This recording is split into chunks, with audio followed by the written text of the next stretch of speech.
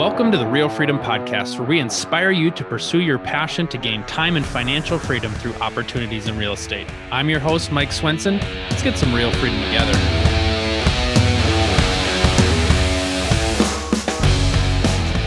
All right, welcome everybody to the Real Freedom Podcast. And I'm so excited today to have Oliver Seidler on here.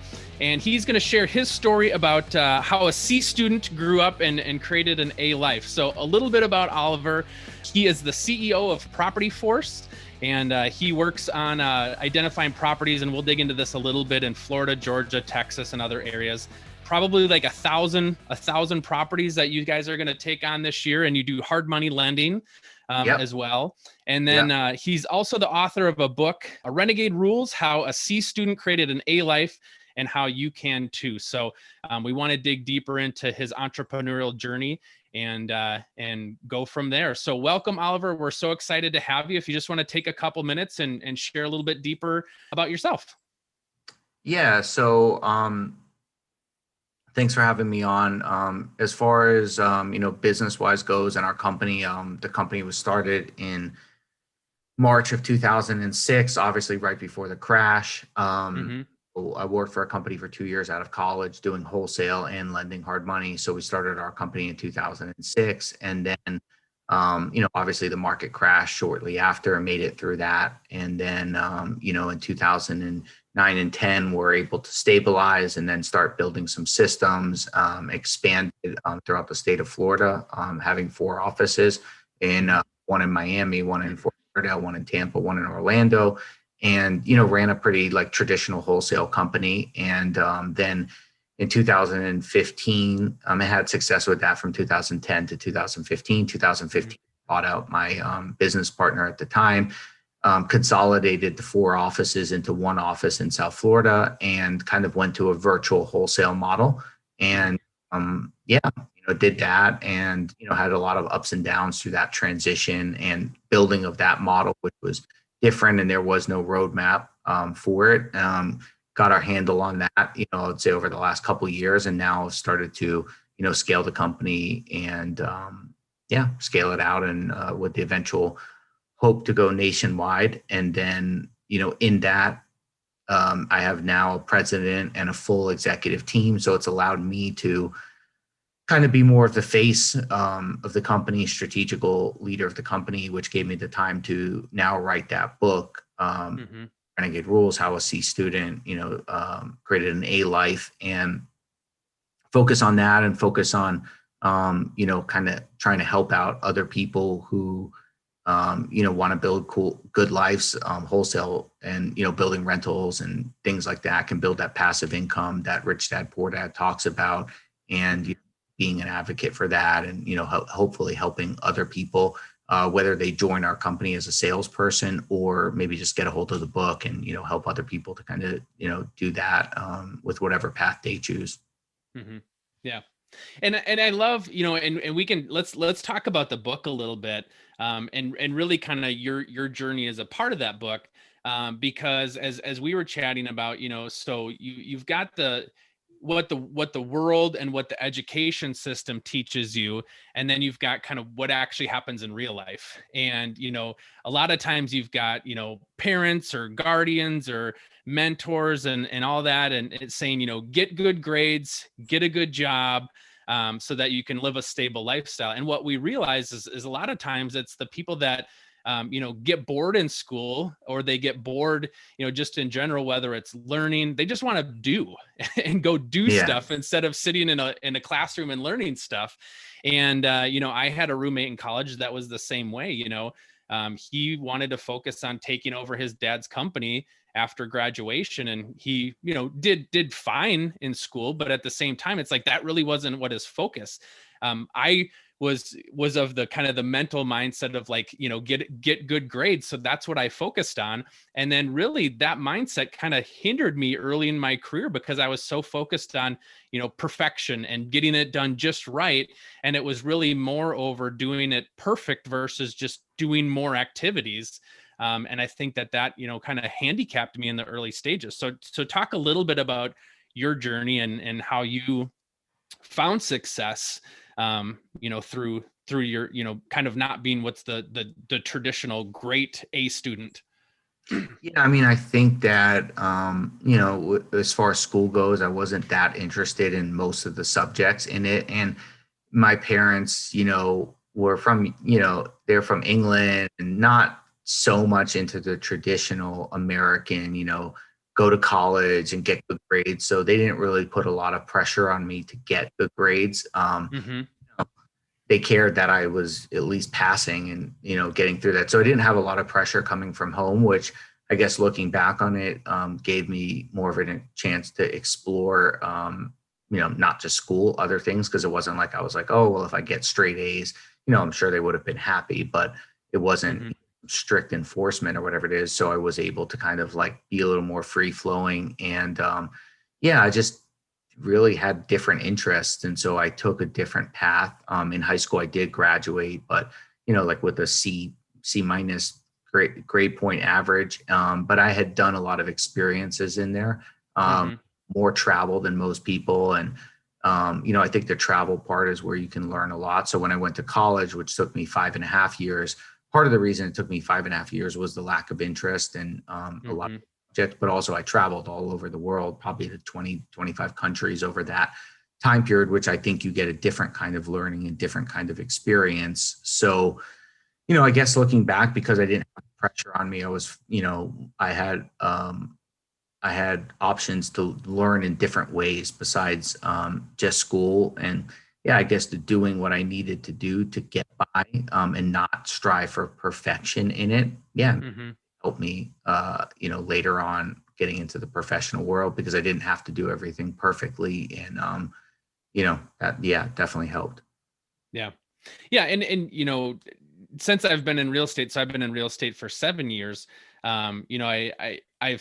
I've realized that, action always beats perfection, Correct. any day of the week. And you'll find the most successful people in real estate, whether it's a realtor, whether it's investor, like they're just churning up dust, like let's just go make stuff happen, make a lot of contacts, have a lot of conversations, and then you've got that person that can come behind you and help organize that over time. But if you don't have the person pushing forward, you're just not going to grow fast enough. Yeah, I mean, and I think that's it when I talked about in college, doing things like, going to Europe for, 5 or 6 weeks and not really knowing totally where I was going and backpacking through and, leaving one college and going to the other college or, doing different unorthodox things like that helped in that, you know, moving forward in professional career because the first job I had was 100% commission. I didn't even have a resume to get the job. I had no clue what it was going to entail, but I was like, oh, I'll figure it out. And so Mm-hmm. learned over my professional career that failing forward is kind of important. And I guess not striving for the perfection you talked about in school allowed me to just say, hey, you know what, I'll figure it out because of the unorthodox experiences I had in, high school, college, and even probably middle school and stuff like that. So it gave me the confidence in myself to kind of take a risk or a leap of faith or whatever you want to call it. And then just fail forward and figure it out. Because yeah, at the end of the day, if you are aggressive and you just move towards something, most of the time you'll clean up the dust left behind and figure it out. So, for sure that was helpful in that. Well, and I think another mindset piece there, kind of a nugget of wisdom is when you learn how to fail forward, you're not afraid to fail. I think there's a lot of people out there where you get your hand slapped or something happens and you get in your own head and you just have that fear of moving forward to the next thing because you don't want to upset somebody else, upset yourself. But if you can handle rejection and if you can learn to just keep moving in spite of the circumstances that are coming at you, because there's always going to be challenges, but you just can't let your foot off the gas. That stuff is so valuable. And that's why, folks like yourself are very successful because you just move forward and it's like, this thing happened to me, this thing happened to me. Okay, that's fine. We'll just go figure out the next way to do it. Versus feeling like, well, I don't want to do it again and fail. Or what if I get upset, or if I'm worried about upsetting somebody else. No, you just kind of keep moving forward and let that stuff roll off your back. Yeah, I think it's like the half glass empty or half glass full. I always look at the half glass full, and I feel like whatever you want to do, there's always an answer or an option to get there to whatever that outcome is. But as I did the book and we were going through it and figuring out how we were going to structure it and what the story was, when it's always easier to look back on stuff and figure out what really happened. But I did realize, and it was the theme throughout the book, was that everything in my life had been a risk or a faith or whatever you want to call it, and Mm-hmm. then resilience to get through whatever that obstacle will be, because there will always be an obstacle, and then at the same time learn as much as I can going through that process. So I think that combination of having a faith, having the resilience to get through whatever, but at the same time not being super cocky and learning from other people or books or whatever. There's a million pieces of information on everything out there now. That combination worked really well. Leap of faith, resilience to get through whatever, and then learning in the process. Mm-hmm. So what, maybe let's back up for a second, because I want to talk about, kind of what inspired you to write the book and kind of the why behind that. But let's maybe go back to when you first started your company. What was the thought process behind that? Wanting to do something on your own, wanting to create your own path. Like, what was the reason for wanting to go about and start something yourself? Well, there's multiple reasons. I mean, I think I just wanted to be an entrepreneur from like a really young age. I never wanted to be like, firefighter or a cop or whatever, most people want to be a doctor. I just Mm-hmm. always wanted to be an entrepreneur, partly because my family was just, kind of entrepreneurs, and that was just always going to be the path for me. There was really no question. I wanted to make a lot of money and I wanted to have my own business and do what I wanted to do. And then, when I got out of college, I had been a waiter and worked a lot of odd jobs in college. I didn't want to stay in that industry. And so real estate was I got into this company that was 100% commission, really kind of like running your own business within a business, when you Mm-hmm. are percent commission like that, and got into that and then was good at it and was good at this industry, really figured it out quickly. And then the company I was working with, the path there was to go and to start an office in a new city and, kind of have more of your own business within a business. But they just were a lot of things that weren't above board. And ultimately, I knew that I would probably not feel fulfilled running an office for them and want to have my own thing. So, Mm-hmm. the opportunity came, and I had a friend from college who was an accountant who also was pretty entrepreneurial and had the operations and financial side of the business, and the opportunity was there, and we both left our jobs or companies and started our own thing. Mm-hmm. So let folks know then a little bit more about Property Force and what you guys do, and for folks that might be interested as well. But talk a little bit about what is the company and what are you guys focusing on? Yeah, I mean, so we pretty much right now are focused fully on wholesale and hard money loans. Wholesale, broken down a little bit, is you're essentially sourcing houses for investors. So Mm-hmm. investors local to the different cities that we're in that are looking for houses to fix up and resell or fix up and rent. We have all of their information compiled and database. And then on the other side of the business, we have marketing through direct mail, pay per click, TV, cold calling to find people who are looking to sell quickly. We secure Mm-hmm. contracts, and then as soon as we secure those contracts, we sell them to the investors who are looking to fix them up and rent them and resell them. So we do that. Everything is virtual now. We employ a lot of technology, data, things like that. We have around 35 sales agents right now, all 100% commission. A lot of them buy their own houses and are investors themselves. Mm-hmm. And we're scaling out. We're always looking for new agents, new people who are looking, to kind of better their lives, are hungry, want to, kind of want something different than the normal job. So yeah, if anybody's listening and they're interested in that, we're always looking for new, hungry, aggressive people who are willing to learn, coachable, that want to, take a different path than the normal 9 to 5. Mm-hmm. So how did you talking about lead gen, like you said, you've got mailers, you got pay per click, that kind of stuff. wholesaling really has to be kind of a high volume touch point piece. And then you've got to be able to convert, right? Correct. Because you're casting a wide net, and you've got the people that raise their hand, but not everybody that raises their hand, they may want to sell, but they want to sell for the highest price, and they may Yeah. just not be a fit for your business. So walk through kind of funneling who's a fit and how that kind of sales funnel works for you. Well, I mean, right away with the marketing, we say that we're buying distressed properties, and we're taking them as is, quick closing. We say to people we're buying them at a discounted price. So that's going to eliminate a lot of people right there. But you still have people that'll call in something pissed off and want to be taken off of our mailing list. And we try to funnel those people out as quickly as possible. And then that point on, it goes to a sales agent who's, talking to the person, understanding the situation or with the house or the person, and while also valuing out the property and seeing if we're in the same ballpark as far as price goes. And, if we are, we move forward. If not, we politely tell them that we can't buy their house for the price that they want. And, even consult them to take it to a realtor or how to kind of sell it on a retail level, funnel people out that way, and then focus on the people that do want to sell it for the price. So it starts with the marketing right away, letting people know that these are distressed sales, and then training with the sales agents, quick to identify which houses are in our buy box, which ones aren't, which are the right distress situation, whether it's the house or the person, and then focusing on those ones that are distressed and want to sell at a lower price point.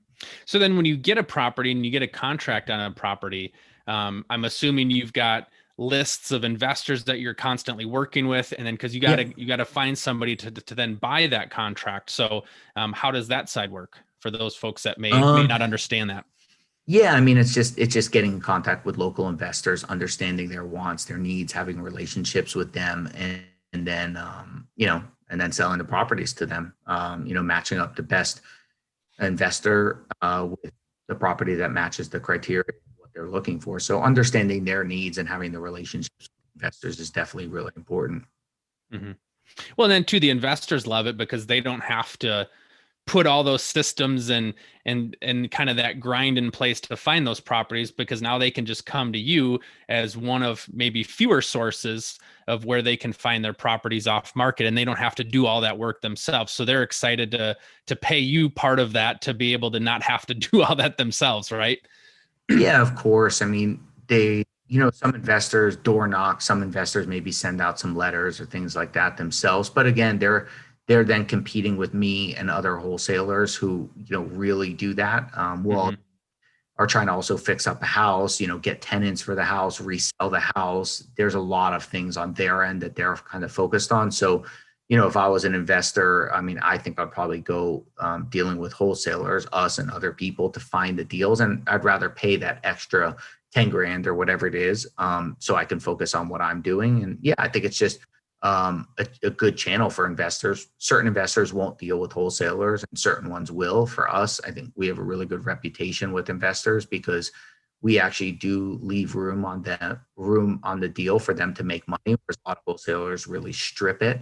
And all the deals we control ourselves, and we have the contract directly with the seller. We don't sell anybody else's deals or any kind of daisy chains or anything like that. So for investors, I think we're a really solid source of deals because they're priced right and there's no, BS involved in it. Yeah. Because a lot of wholesalers like you don't know, are they just trying to pull a fast one on you and, get this property? So having a good reputable person that you can work with is really important, because you want to work with people that like and trust. And if a deal goes bad, well, then they're not going to want to come back to you. So, having a great reputation.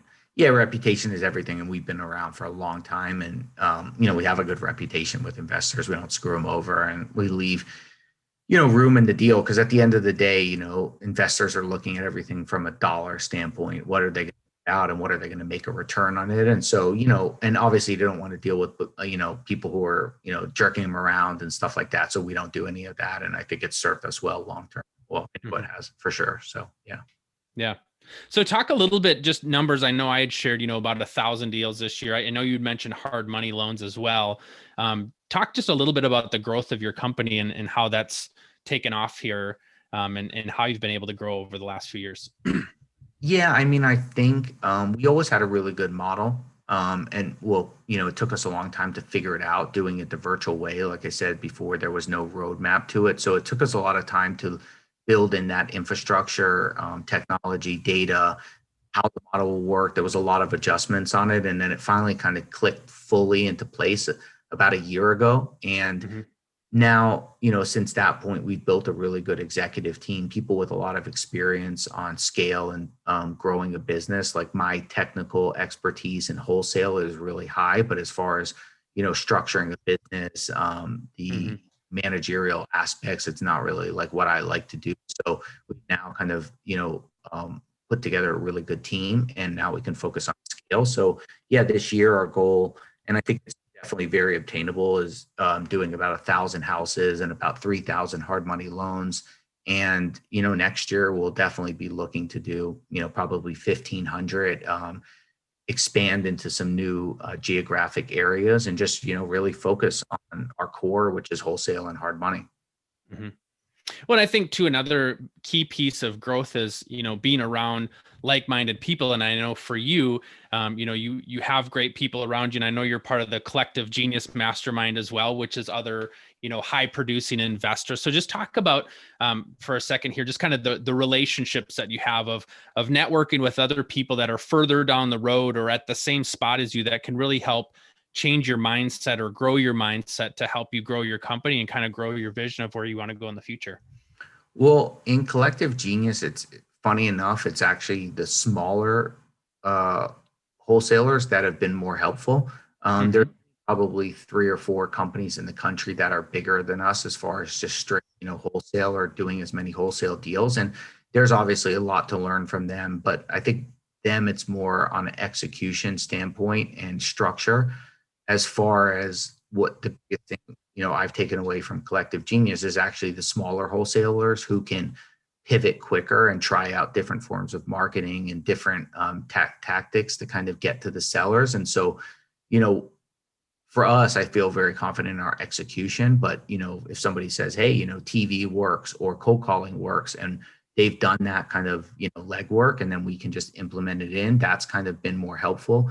And then as far as, just growing a business, it doesn't really matter what the business is. There's a lot of like similarities between different businesses. I think the experience of our executive team with people who have scaled out much bigger businesses is obviously helpful. And then I've been a part of EO and YPO for a long time. And that's, really about hiring people and working on the business besides in the business. And, I've seen speakers and learned from, people who've grown really massive businesses, and, whether it's wholesale, whether it's, selling TVs, whether it's whatever it is, a lot of those principles have been applied to scaling the business. And yeah. Yeah. And I know it's, when we talk about building financial freedom and, kind of time freedom, it's having great people, it's having great systems, and, growing your mindset. And you've certainly done that. So congratulations to you on your success that you've had, and all the success you're going to have in the future. So for those folks that, want to learn more about you, want to learn more about your company, your book, how can they get a hold of you? Honestly, the best way now is Instagram. We're very active on social media, so you can see a lot about me and a lot about the company. And you could message me through there. My Instagram handle is Oliver Seidler _, and our company's is PropertyForce. Awesome. Well, thanks so much for being on the show. I appreciate it, and best of luck to you in the future. All right. Thanks for having me. Thank you. All right.